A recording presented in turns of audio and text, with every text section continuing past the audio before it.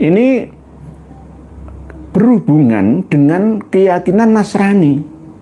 Kalau kita percaya bahwa Nabi Isa itu masih hidup dan nanti akan turun ke bumi, ke dunia ini, maka kita secara langsung mendukung keyakinan umat Nasrani.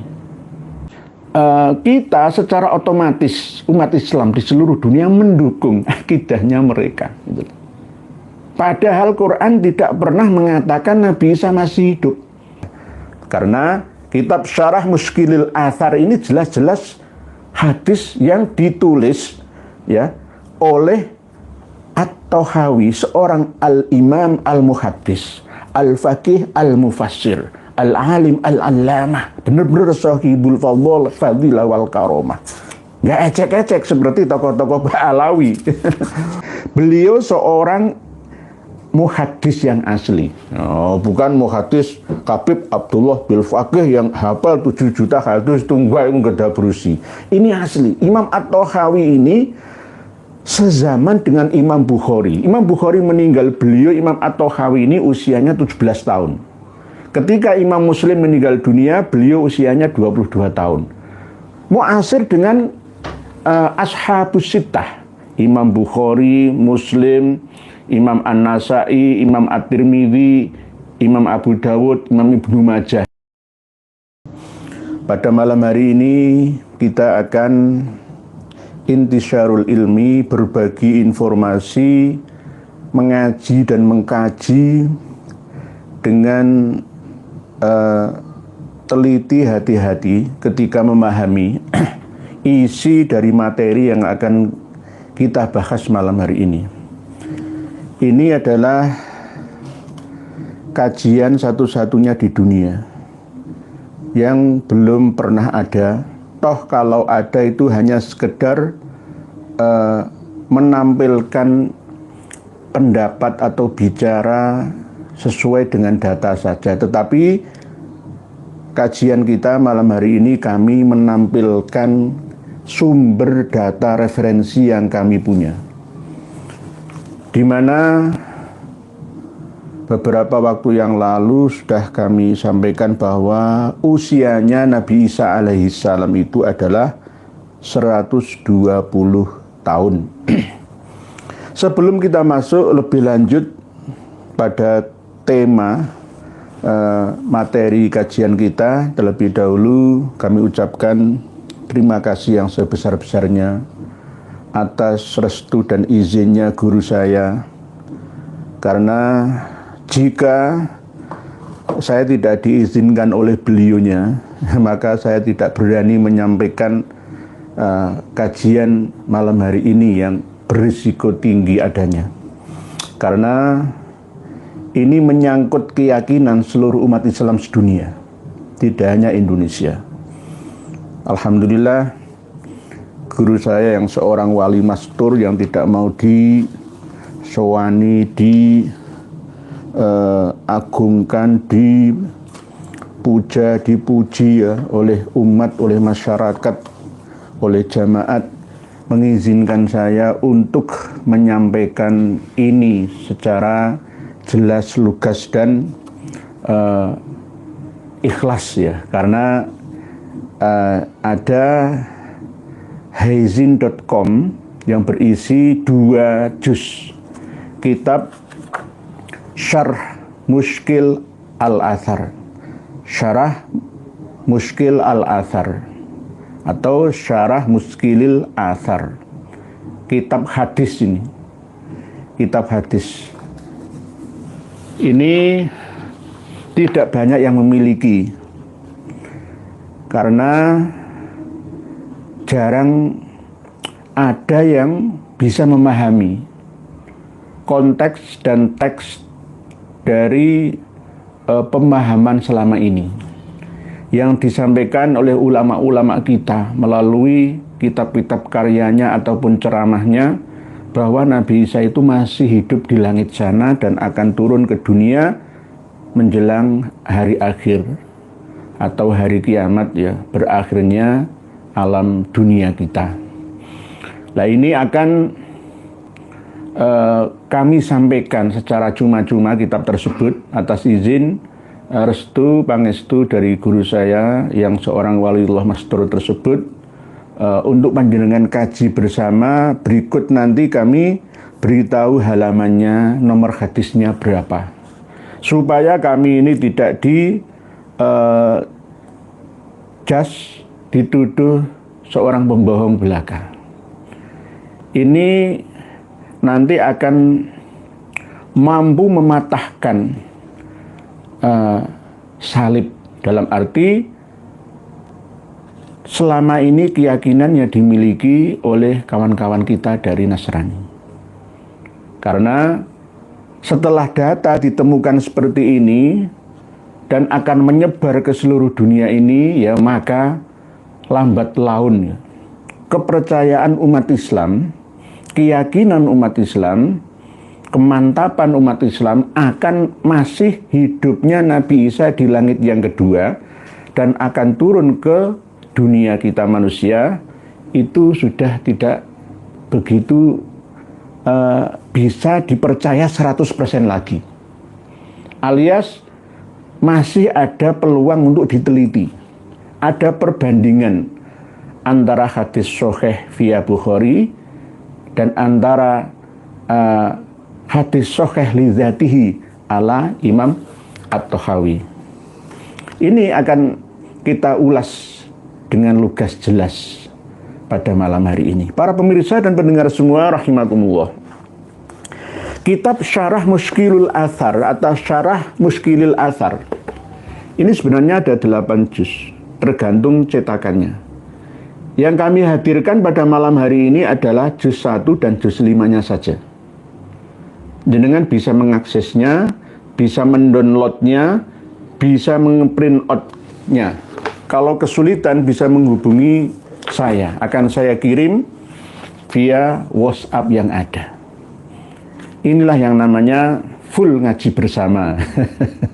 Ilmu yang mahal harganya, di perguruan tinggi, di pesantren tinggi, dimanapun tidak ada.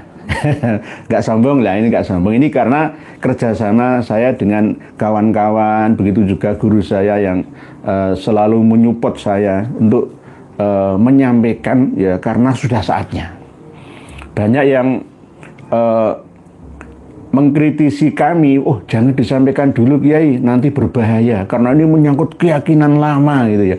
Sudah saatnya kita buka ke ranah publik supaya bisa membongkar ya keyakinan lama diganti update dengan keyakinan terbaru dalam masalah ini loh ya, dalam masalah Nabi Isa, Dajjal dan lainnya. Para pemirsa dan pendengar semua, Imam Abu Ja'far Ahmad bin Muhammad bin Salamah At-Tahawi atau terkenal dengan Imam At-Tahawi. Toha itu sebuah daerah yang ada di Mesir, kelahiran Mesir beliaunya. Imam At-Tahawi ini seorang Sunni, Ahlus Sunnah wal Jamaah. Nanti jika ada yang menuduh kami, oh itu kitabnya Syiah, nah, gak bisa. Ini kitabnya Ahlus Sunnah wal Jamaah. Bahkan sekelas Imam At-Tahawi ini pernah merumuskan kitab Aqidah At-Tahawiyah yang dipakai oleh Ahlus Sunnah wal Jamaah selain dari Imam Abu Hasan Al-Asy'ari, Kaidah Asy'ariyah dan Maturidiyah. Beliau seorang mazhab Syafi'i pada usia 20 tahun berpindah ke mazhab Hanafi.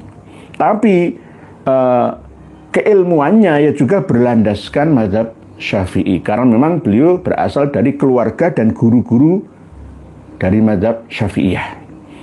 Kenapa umur 20 tahun beliau berpindah ke mazhab Hanafiyah? Ya karena untuk berselancar dalam keilmuan supaya lengkap luas pemahaman.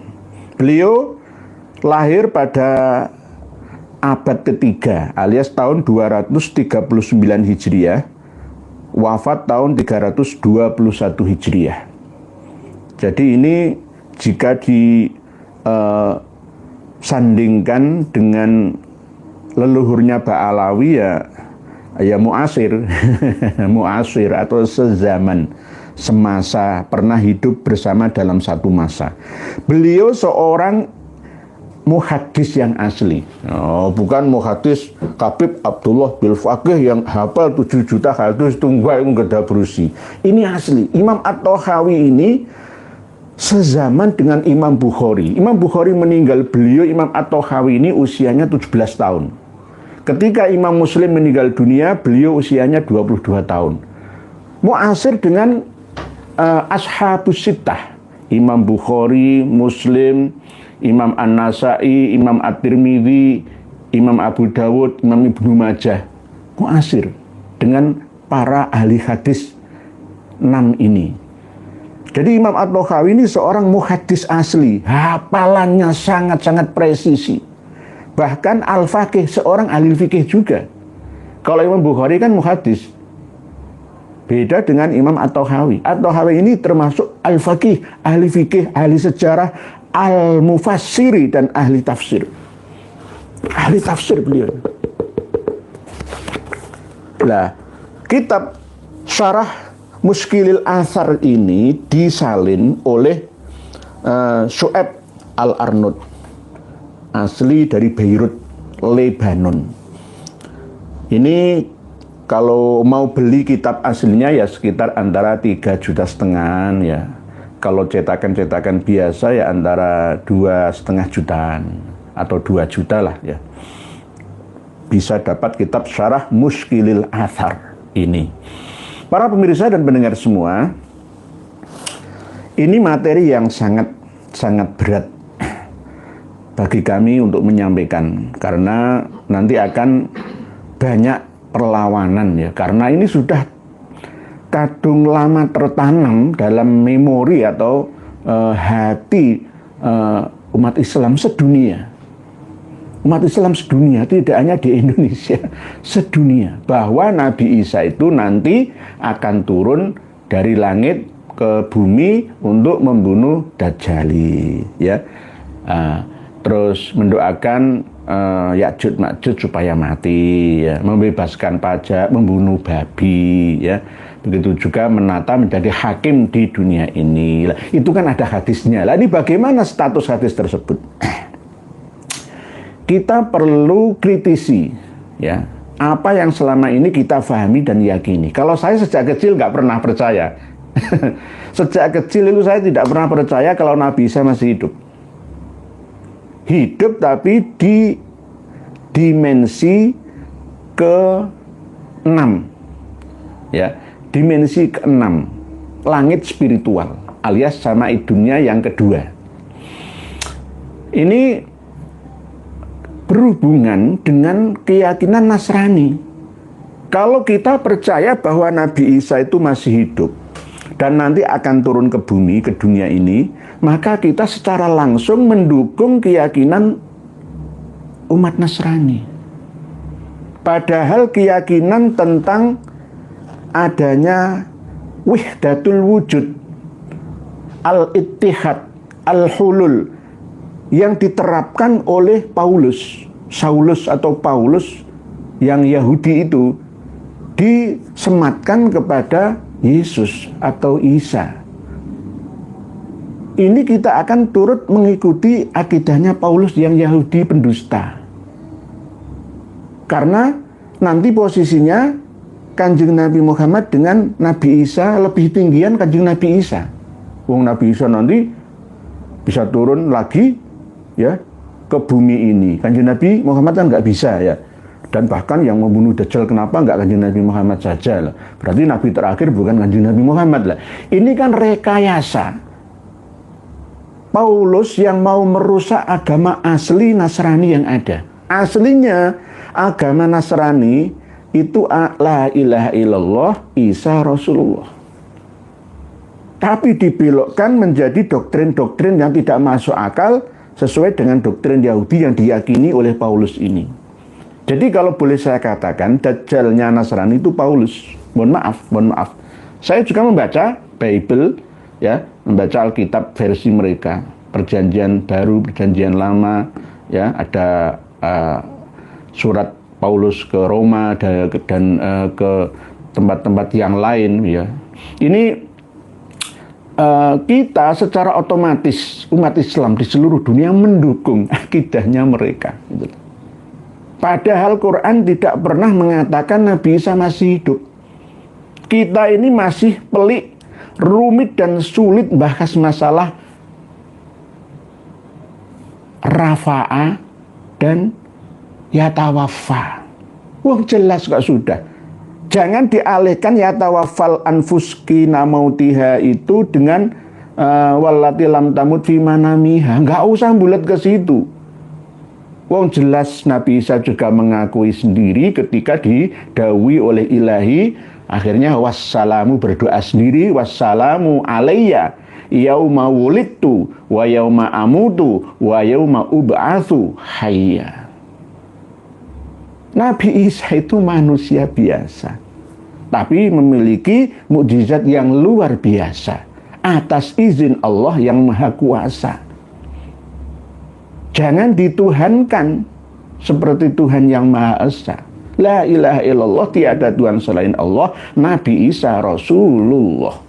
Oleh sebab itu kenapa kita harus faham betul, kalau bisa hafal ayat dalam surat Al-Kahfi mulai ayat 1 sampai 110 kalau bisa, kalau enggak ya 10 ayat pertama atau 10 ayat yang terakhir saja. Yang akhirnya nanti kita akan mampu menetralisir, ya, waspada, menanggulangi akidah-akidah yang berbahaya bagi umat Islam kita. Lah, apakah kita menyalahkan para sahabat, para tabi'in, ya, tabi'in dan seterusnya karena ada hadisnya? Ya enggak kita salahkan, mohon maaf, berbeda masanya, beda waktunya, beda tempatnya. Oleh sebab itu, untuk masalah ini insya Allah akan diselesaikan di Nusantara, ya. Karena kitab Syarah Muskilil Athar ini jelas-jelas hadis yang ditulis, ya, oleh At-Tahawi, seorang al-imam al-muhaddis, al-faqih al-mufassir, al-alim al-allamah, benar-benar sahibul fadilah wal karomah. Nggak ecek-ecek seperti tokoh-tokoh Ba'alawi. Ini benar-benar ada di dalam muqaddimahnya, ya. Jenengan nanti baca mulai dari halaman 5 sampai halaman 6. Qala Ja'far, berarti kalau ada, coba jenengan nanti buka halaman 6. Halaman 6. Qala Abu Ja'far, berarti Abu Ja'far aja Imam At-Tahawi ini. Wa inni nazartu fil athalil marwiyati anhu sallallahu alaihi wasallam bil asanidil maqbulah allati naqalaha dawus tathabbuti fiha wal amanati alaiha wa husnil adailaha fawajadtu fiha asya'a mimma yaskutu ma'rifatuha wal ilmu bima fiha an aktsarin nas. Famala qalbi ila ta'ammuliha wa tibyani ma qadartu alaihi min muskiliha wa min istikhrajil ahkamil lati fiha wa min nafyil ihalati anha wa an aj'ala dzalika abwaban adhkuru fi kulli babin minha ma yahabullah azza wa jalla li min dzalika minha hatta ati fi ma qadartu alaihi minha kadzalika multamisan thawaballahi azza wa jalla alaihi wallahu as'alu taufiq li dzalika wal ma'unata alaihi fa innahu jawadun karim wa huwa hasbi wa ni'mal wakil. Muqaddimah beliau menyampaikan bahwa wa inni nazartu fil athalil marwiyati anhu sallallahu alaihi wasallam bil asanidil maqbulah. Jadi yang ditulis oleh beliau Imam At-Tahawi dalam hadis ini adalah menggunakan sanad-sanad yang benar-benar diterima, yang dipercaya. Allati naqalaha dzawut tasabbut fiha wal amanah alaih, bisa dipercaya. Jadi ya nanti kalau ada yang mendoifkan itu wis ya biasa, ya biasa, tergantung ulamanya, ya tergantung ulamanya. Jadi ini kita perlu ketahui bersama bahwa cerita sejarahnya Nabi Isa itu hilang selama 18 tahun. Di dalam Alkitab, ya, Perjanjian Baru, ya, termasuk di antaranya ada surat-surat, ada Yohanes, ada Lukas, ada Markus, ada Petrus, ya. Itu hilang sejak usia 12 tahun. Usia 13 tahun sampai usia 29 tahun ini nggak ada kabar beritanya. Setelah kami teliti dengan seksama, ternyata Nabi Isa itu umur 13 tahun lebih sedikit dipaksa untuk menikah karena beliau kan ganteng gitu. Tapi nggak mau, akhirnya ikut dengan para pedagang yang sering wirawiri dari tanah Syam, Palestina menuju ke India. Jadi Nabi Isa selama 14 tahun lebih sampai 18 tahun itu berguru ilmu agama spiritual yang ada di daerah ya Nepal, ya Srinagar, ya Kashmir, ya daerah India lah. Belum Pakistan belum ada, Pakistan belum lahir, Bangladesh belum lahir, ya India itu. Jadi berguru agama, diantaranya agama Buddha, begitu juga bahasa Pali, bahasa Sanskerta, ya, terus cara pengobatan juga, ya, itu di India. Lalu ketika beliau usia 30 tahun, ya pulangnya itu nggak secepat itu, ya perjalanan berbulan-bulan bahkan bertahun-tahun, ya. Mulai umur 29 tahun pulang, sampailah ya di Palestina kembali pada usia 30 tahun. Ketemu dengan Nabi Yahya atau Yohanes Pembaptis, bertemu di Sungai Yordan. Jadi Nabi Isa bersama dengan kaumnya itu tidak terlalu lama. 12 tahun hilang sampai usia 30 tahun baru ada lagi datang. Lah umur 33 tahun dihukum salib atas pengkhianatan orang-orang yang iri dengki dari kalangan Yahudi. Ya, pengikutnya sendiri juga banci, tidak berani membela karena berhubungan dengan kekuasaan Romawi. Lah inilah yang namanya perjuangan dan perjuangan. Jadi umur 30 tahun dibaptis ya oleh Nabi Yahya atau Yohanes Pembaptis.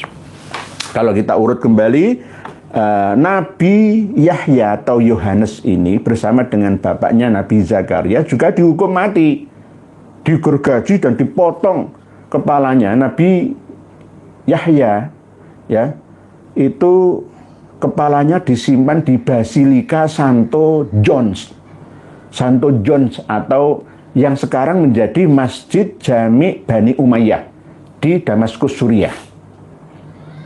Disimpan di situ. Ada yang mengatakan bersamaan dengan kepalanya Sayyid Husain bin Ali bin Abi Thalib, tapi ada yang mengatakan kepalanya Imam Husain itu dimakamkan di Baqi atau di Madinah atau di Mesir. Ini ceritanya seperti itu. Jadi tidak hanya Nabi Isa saja yang mau dibunuh oleh kaumnya sendiri atau kaum Yahudi, ya Israel kan sama-sama. Karena iri dan dengki. Nabi Isa kok memiliki keajaiban seperti itu ya, mukjizatnya kok seperti itu ya. Terus akhirnya ya karena kedengkian dari rabi-rabi ya Yahudi yang merasa tersaingi, yang akhirnya diupayakan supaya ditangkap ya oleh pemerintah, gampangnya pemerintah lah ya, kerajaan Romawi kerjasama, karena memang di sana wilayah kekuasaannya Romawi Timur, Bizantium.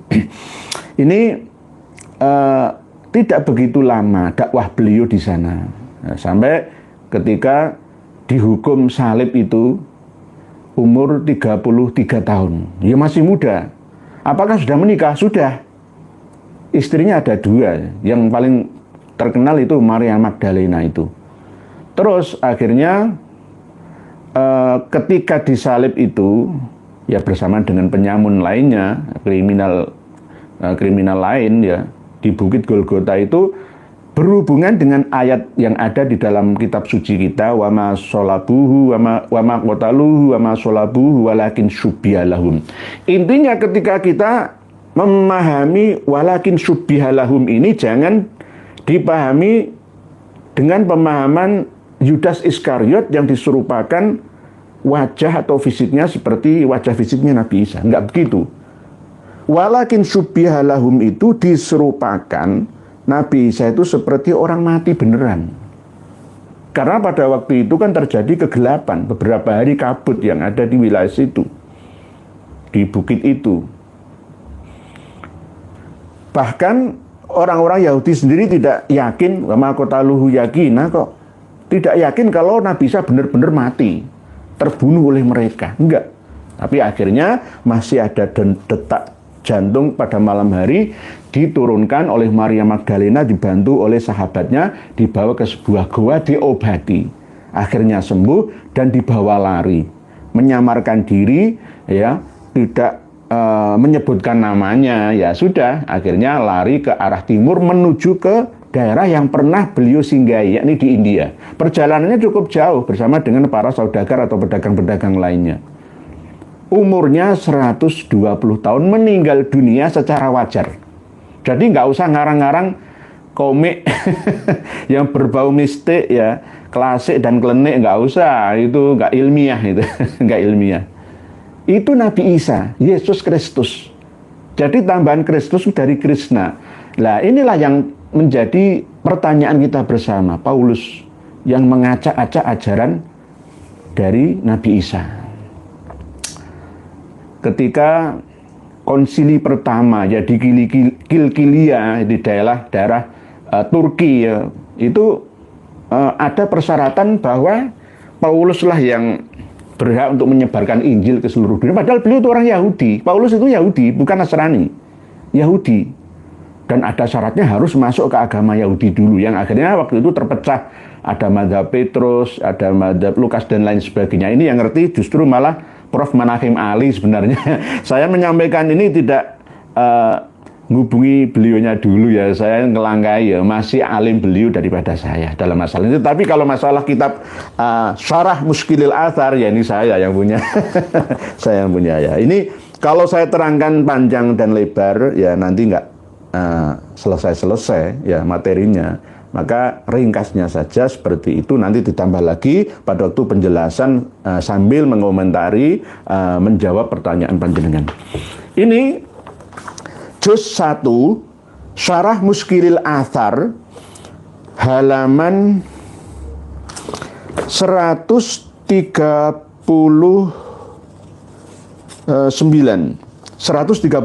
nomor hadis 146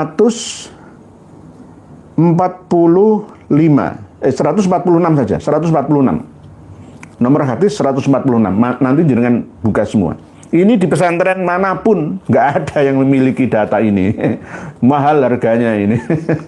146. Mohon maaf, 146. Nomor hadis 146. Nomor hadis 146. Wama qad haddatsana Yusufu ibnu Yazid qala haddatsana Sa'id ibnu Abi Maryam. Jadi apa yang saya sampaikan ini ngandikane Kanjeng Nabi dhewe. Engko aku gawe-gawe dhewe. Kok berani mengatakan umurnya Nabi 120 tahun meninggal dunia? Saya punya hadisnya. At-Tahawi yang mencatatnya. Lah kalau Al-Bukhari Muslim, lah ini namanya kan beda-beda. Bahkan Imam Bukhari sendiri mengatakan ini ajaib gitu. Ibnu Katsir gharib, ya. Macam-macam tergantung pendapat orang. Orang bisa beda, beliau seorang muhaddis, mufassir, ya, faqih, ya, alim al-allamah, ya. Haddatsana Sa'id ibnu Abi Maryam an Nafi' bin Yazid haddatsani ibnu Ghaziyah yakni Umarah an Muhammad bin Abdullah bin Amr bin Utsman anna ummahu Fatimah bintil Husain haddatsathu anna Aisyah kanat taqulu. Sayyidatina Aisyah radhiyallahu anha turut serta meriwayatkan ini. Kanat taqulu inna Rasulullah sallallahu alaihi wasallam qala fi maradihi alladzi qubida fihi li Fatimah. Langsung saya terjemah saja. Tetapi tetap saya baca Arabnya. Bahwa sesungguhnya Sayyidatina Aisyah, istri Rasulullah, itu pernah berkata, sesungguhnya Rasulullah SAW berkata kepada Fatimah putrinya pada waktu sakitnya beliau terakhir kalinya sampai meninggal dunia. Ya Bunayyah, ahni aliyah, hei anakku wedok, nduk, kesini dekat kepadaku. Fa'ahnat alaihi, lalu Fatimah Az-Zahra mendekati Rasulullah, fanajaha sa'atan. Kanjeng Nabi berbisik, membisiki Sayyidah Fatimah Az-Zahra beberapa waktu, ya. Tsumman kasyafat anhu wahya tabki. Lalu setelah itu bergeser sedikit, lalu Fatimah Az-Zahra menangis, nangis. Lah, wa Aisyah hadiratun. Sayyidah Aisyah ya hadir di situ. Tsumma qala Rasulullah sallallahu alaihi wasallam ba'da dzalika bisa'ah, lalu Rasulullah berkata lagi setelah itu, ahni alayya ya bunayya, kesini lagi, nduk, kesini. Fa ahnat alai, Fatimah mendekat lagi, fanajaha sa'atan, lalu berbisik lagi beberapa waktu ya. Tsumma kasyafan anu tadhahaku. Tapi yang pertama nangis, yang kedua tertawa, tersenyum. Faqalat Aisyah, lalu Sayyidah Aisyah berkata, "Ai bunayya, piye to? Nduk Fatimah, madza najaki abuki?" Apa to sing ditakokno, sing dibisikno bapakmu iku? Ya. Qalat Fatimah, Sayyidah Fatimah menjawab, "Usiku ubayinu, nanti aja akan aku jelaskan masalah ini. Najani ala halisirin. Abahku Rasulullah Muhammad SAW membisikiku dengan sesuatu yang rahasia. Tsumma ra'aiti anni uhbiruki bisirin wa huwa hayyin. Lalu kamu melihat bahwa aku mengabarkanmu dengan rahasia juga dalam kondisi abahku masih hidup. Enggak seperti itu lah. Fasyaqqa dzalika ala Aisyah, maka Sayyidah Aisyah juga mengerti masalah itu, ayyakuna sirrun dunaha. Ini kan rahasia antara beliau berdua. Falamma qabadahullah, ya, ketika Allah sudah mencabut nyawa dari Rasulullah Nabi kita, qalat Aisyah li Fatimah. Aisyah bertanya kepada Fatimah, ala tuhbirini dzalikal khair, mbok yo kabarino aku masalah khobar sing wingi-wingi iku lho. Faqalat, ya, Sayyidah Fatimah menjawab, amal an fana'am, ya saiki aku iso ngabari nang jenengan Bunda, ya. Najani fil marratil ula, abahku Kanjeng Nabi, abahku ya Nabi Muhammad, Nabi kita semua ya, najani berbisik kepadaku pada kali yang pertama, fahbarani anna Jibril alaihissalam kana yu'ariduna, mereka Jibril mendatangi beliaunya dalam setahun ketika menyeleksi Al-Quran itu cuma satu kali setahun. Wa innahu aradoni al-amarrotaini, dan beliau Kanjeng Nabi itu ya kayak tadarus lah ya, mengoreksi lagi dalam satu tahun 2 kali. Wa akhbarotni annahu akhbaroha, bahwa sesungguhnya Sayyidah Fatimah mengabarkan kepada Sayyidatina Aisyah istri Rasulullah bahwa annahu lam yakun nabiyun, halaman 140, masih hadis 146 ya. Annahu lam yakun nabiyun kana ba'dahu nabiyun illa asyanisfa umuril ladzi kana qablahu.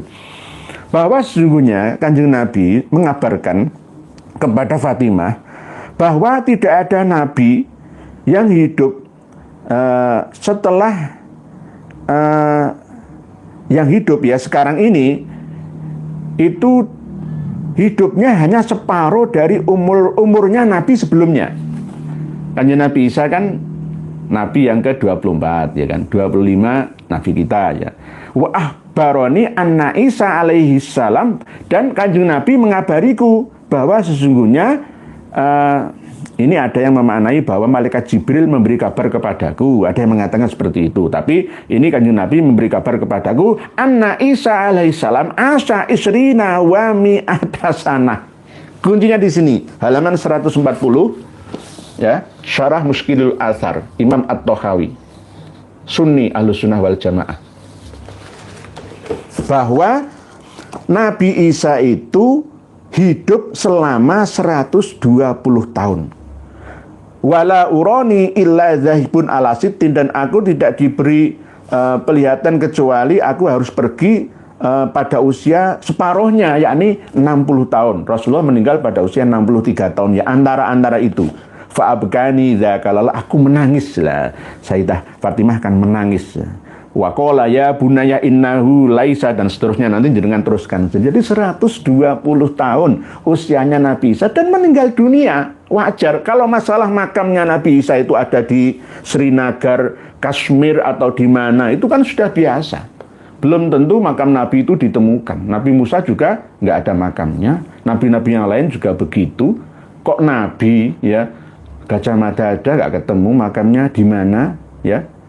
Makamnya Habib Utsman bin Yahya ya nggak ada, diadakan sendiri oleh keluarga bin Yahya, ya kan? Ayo, ya kan? Makamnya belum tentulah tokoh itu ada makamnya, gitu. Pokoknya di sini Rasulullah sendiri yang menyampaikan, bukan saya. Rasulullah menyampaikan ini secara rahasia kepada Sayyidah Fatimah Az-Zahra putrinya, lalu Sayyidah Fatimah Az-Zahra menyampaikannya kepada Sayyidah Aisyah radhiyallahu anha, ya istri Rasulullah, ya ibunda tirinya Sayyidah Fatimah Az-Zahra, dan diriwayatkan melalui sanad-sanad ya yang sikot, bisa dipercaya. Kalau tidak bisa dipercaya, untuk apa dicatat oleh Imam At-Tahawi yang seorang muhaddis terpercaya. Ini jadi nomor hadis 146 mulai dari halaman 139 sampai 140 kitab Syarah Muskilil Athar At-Tahawi, Imam At-Tahawi. Tidak hanya tersebut di juz 1 saja, tetapi juga berada di juz 5. Jadi kami sudah sertakan loh ya, juz pertama dan juz 5. Dengan buka bersama nantinya ya, sekarang kan nggak bisa ya. Saya ini kadang-kadang masih mengoreksi ya hasil tahqiqan atau nukilan dari Syu'aib Al-Arnaud ini.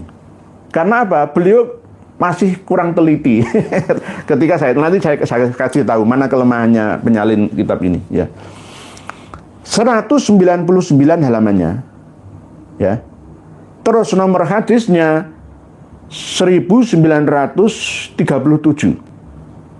Nomor hadis 1937.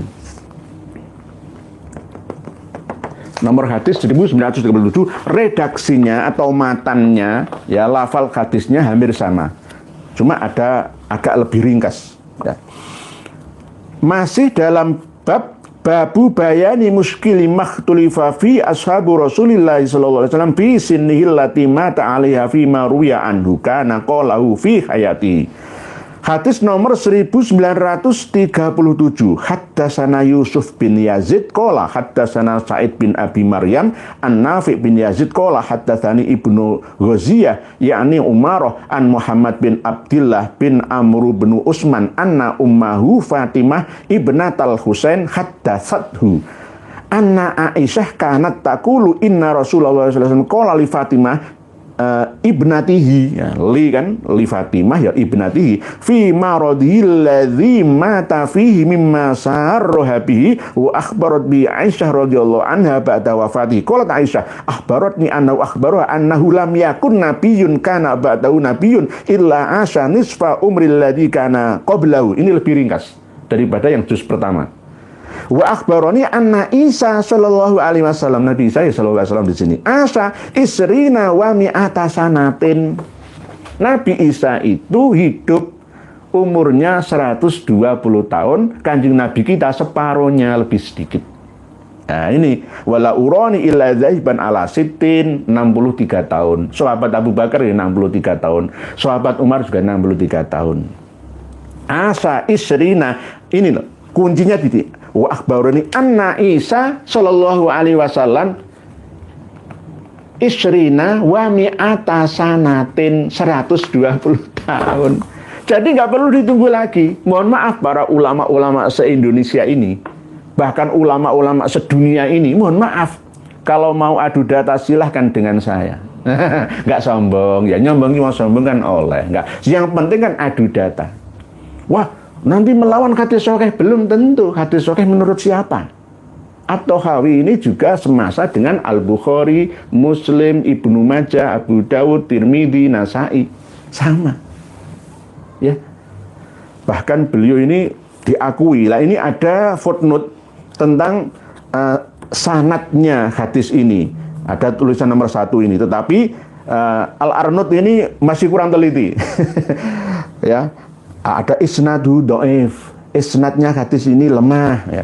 Muhammad bin Abdullah bin Amr bin Utsman ini dhaif katanya. Nah, ini kan tergantung lah orangnya ya. Tapi wasaqahu An-Nasai, Imam An-Nasai mengatakan bahwa Muhammad bin Abdullah bin Amr bin Utsman ini adalah sikoh, bisa dipercaya, terpercaya. Wal Ajli dan Imam Al-Ajli.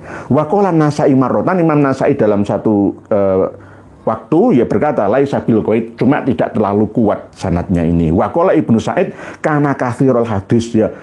Termasuk Muhammad bin Abdullah hadisnya banyak sekali, aliman dan alim betul. Wa dzakara Ibnu Hibban fi thiqat, dan disebutkan oleh Imam Ibnu Hibban di dalam kitab thiqatnya. Wa qala fi hadithi an Abi Zinad ba'dul manakir. Ada beberapa hadis yang diingkari juga di dalam hadisnya Muhammad bin Abdullah bin Amr ini menurut yang diriwayatkan dari Abi Zinad. Waqala al-Bukhari, Imam Bukhari berkata, indahu ajaib loh. Imam Bukhari sendiri mengatakan, kok ada riwayat seperti itu, jelas menyebutkan umurnya Nabi Isa. Oh, ini kan bisa membatalkan semua riwayat-riwayat dari Nawas bin Sab'an al-Kilabi, ya, dari Abdullah bin Salam, dari Ka'ab al-Akhbar, ya, bahkan dari mantan pendeta Nasrani Tamim Ad-Dari. Ya. Nanti akan kalah semua ini ya. Ini Imam Bukhari sendiri mengakui indahu ajaib. Dalam arti Imam At-Tahawi ini benar-benar teliti dan hati-hati dalam memverifikasi sebuah hadis. Sampai-sampai Imam Bukhari juga mengakui aslinya. Wa qala Ibnu Jarud la yakadu tabi'ul. Ibnu Jarud mengatakan banyak orang yang mengikuti hadisnya yang diriwayatkan dari Muhammad bin Abdullah bin Amr bin Utsman ini. Wa qad dha'afa isnadu hadzal hadis ala Imam Haythami, bukan Haythami. Haythami juga mengatakan ini dhaif itu. Fi dalam kitab Majma'iz Zawaid juz 9 halaman 23. Wa qala Ibnu Katsir, Imam Ibnu Katsir ya, pengarang kitab Al-Bidayah wan Nihayah, di dalam kitab Qisasul Anbiya Shahifah atau halaman 727, haditsun gharibun. Ini hadis yang aneh gitu.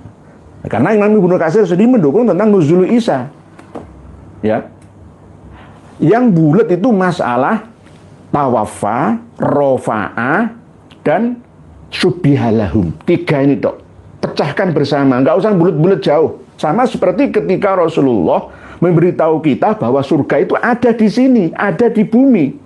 Misalkan ma baina baiti wa mimbari raudhatun min riyadil jannah. Tempat antara kamarku, ya, tempat tidurku, ya, tempat istirahatku dengan mimbarku di Masjid Madinah itu adalah raudhah min riyadil jannah, alias disitulah tempat yang penuh dengan kedamaian, ketenangan, kebahagiaan, karena Rasulullah sering menyampaikan wahyu-wahyu kepada para sahabat jamaatnya.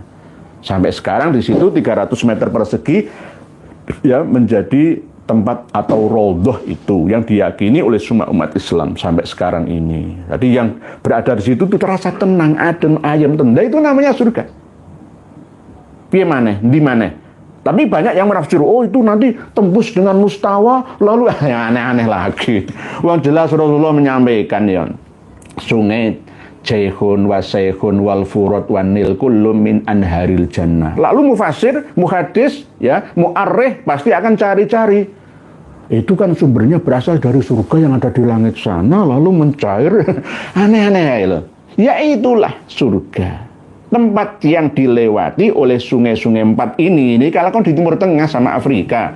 Lah kalau di Indonesia ya Mahakam, ya, terus sungai Bengawan Solo, Citarum, sungai Musi, sungai Brantas.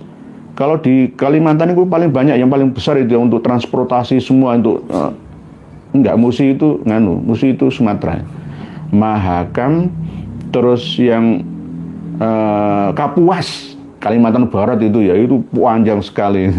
Kalau di Vietnam sampai Kamboja itu Mekong. Wah, denut ngaji kehidupan sungai Mekong itu. Wah, nggak ada sungai, nggak bisa hidup di sana. Dulu ya, sekarang kan ada aspal. Kalau di Indonesia nggak ada Brantas dulu, nggak ada Bengawan Solo, ya, nggak ada Citarum, ya, nggak ada sungai yang ada di Jawa Barat, namanya sungai yang di Bandung Bondowoso,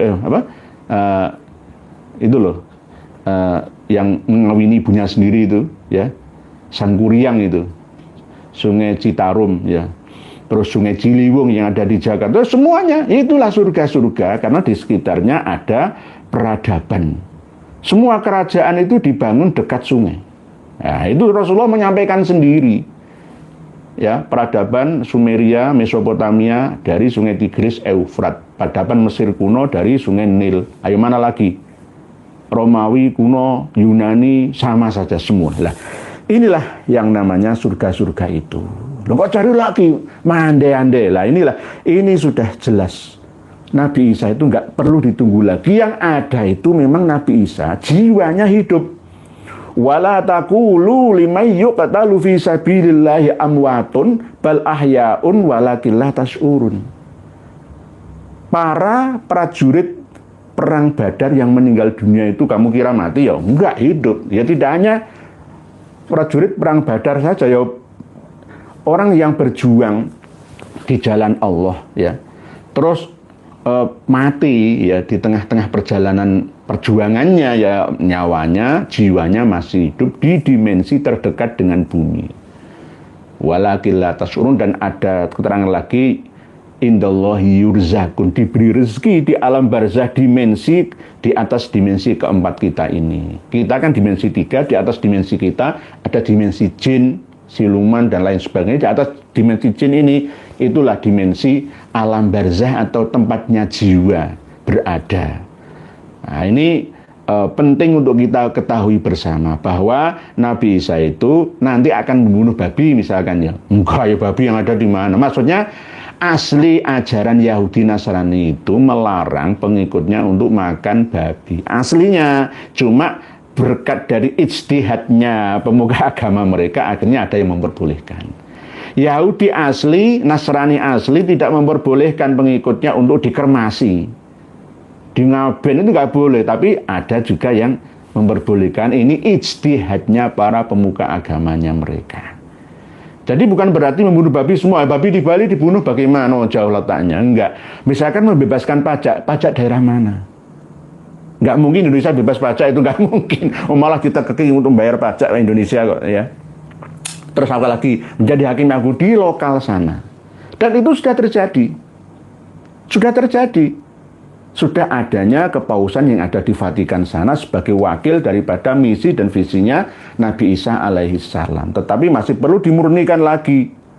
Kalau toh misalkan ada cerita Nabi Isa itu nggak mau jadi imam, ya Imam Mahdi saja yang jadi imam, beliau jadi makmum, itu bagaimana? Ya ketika Paus Yohanes Paulus II berkunjung ke Masjid Jami' Bani Umayyah yang ada di Damaskus, Syria Timur itu, Damaskus Timur itu, ya dia berkunjung. Begitu juga Paus Benediktus setelah berkunjung itu akhirnya mengakui kebenaran Islam ketika ditemukan Injil Barnabas yang akhirnya turun. Paus Benediktus kan turun dari tahta Paus ke tahta Vatikan. Nabi Isa turun dari langit. Itu bahasanya seperti itu. Jadi ini mengandung kata-kata yang perlu ditakwili, ya, karena mengandung majazi, bukan hakiki. Masalah Nabi Adam itu tingginya 30 meter misalkan, itu penglihatan nubuatan pada masa lalu. Kalau dibuktikan sekarang bukan Nabi Adamnya yang 30 meter, tapi gedung-gedung tinggi menjulang lebih dari 30 meter. Lah gedungnya begitu tinggi itu apakah penghuninya juga setinggi itu kan? Ya enggak itu. Itu di surga itu gedung-gedung tinggi menjulang, apalagi 900 meter Burj Khalifah di Dubai itu, di Taiwan, di Hong Kong, di China, di California, di Florida, di Washington, dan di mana-mana semuanya tumbuh gedung-gedung tinggi menjulang. Apakah manusianya setinggi itu? Ya enggak. Yang bangun itu raksasa? Enggak. Yang bangun ya manusia ya segini. Manusia purba sejak dulu Homo wacakisme, Homo soloisme, Homo sapiens itu ya enggak terlalu besar. Yang besar itu adalah kaum Ad, ya, termasuk Goliat, ya, yang ada di Palestina. Kalau di sini ya buto hijau antara Banu Jan dan Banu Adam, ada persilangan perkawinan. Nah, itu nanti akan kami bahas lagi nanti masalah itu. Hampir 50 menit. Sudah. Nah, inilah cara nanti memahami hadis Nabi Sahih Bukhari tentang tingginya Nabi Adam itu seperti ini. Di Sukabumi, Jawa Barat itu kan pabriknya Pocari, Pocari Sweat, ya kan. Di pinggir jalan perapatan atau nanti jenengan cari sendiri, itu pun ada gambar botolnya Pocari Sweat. besarnya itu wah gede itu. Ya, lah coba nanti jenengan cari di pabriknya, apakah benar-benar Pocari Sweat itu gedenya segitu? Ya enggak, Pocari Sweat itu ya sak gelas itu, ya kan? Ya cuma segini, ya kan? Tapi gambarannya di situ itu besar sekali. Misalkan ini teh botol ya, gede ini itu sak omah. Apakah teh botolnya sak omah? Ya enggak. Nabi Adam itu kualitas fisiknya, kekuatannya melebihi 17 kali lipat manusia sekarang itu loh. Gampangannya seperti itu. Dan manusia sekarang itu hidupnya di dalam gedung-gedung tinggi menjulang 30 meteran lebih. Tapi manusianya ya segini, nggak 30 meter, ya nanti gimana lagi. Nah ini termasuk bagian daripada takwil-takwil itu. Nih, kalau kami yang Mbah Kas ini jenengan kalah nanti, ya.